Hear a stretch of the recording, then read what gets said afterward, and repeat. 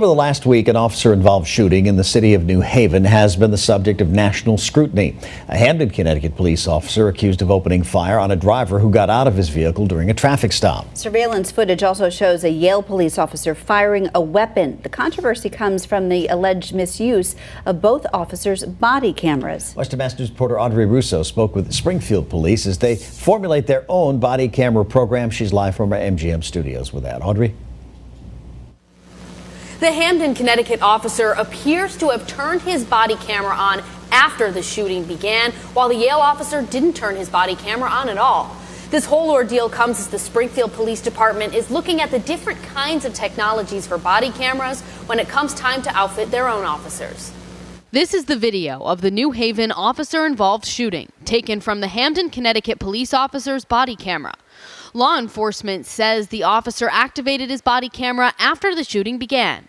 But because of how the cameras work, they actually captured the moment the driver exited the red vehicle, apparently with his hands up.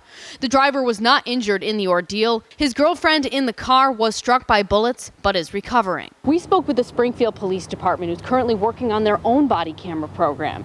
They told us about all the different kinds of cameras that are available so that they can avoid situations like the one in Connecticut and ones all around the country. There's different cameras that officers can turn on and off. There's other cameras that are activated when you open a door or your emergency lights go on. So those are all the things that are getting worked out now and over the next few weeks. Though storage is expensive, Walsh tells Western Mass News the city is considering a continuous recording. I believe the city is interested in recording all the time. So those are some of the things that we're working out and between the mayor, the police department, the unions. But equally as important as getting the body cameras, Walsh says, is establishing a policy for releasing the videos they take. If there's an officer-involved shooting, before these cameras are ever launched, we're going to have a policy in place to explain how we're going to deal with any video, whether it shows to the police officers in a good light or a not so good light, and communicate that with the public so that it's consistent every single time.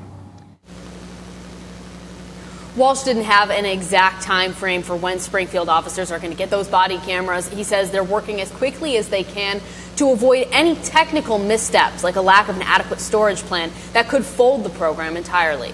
Reporting live in Springfield, Audrey Russo for Western Mass News.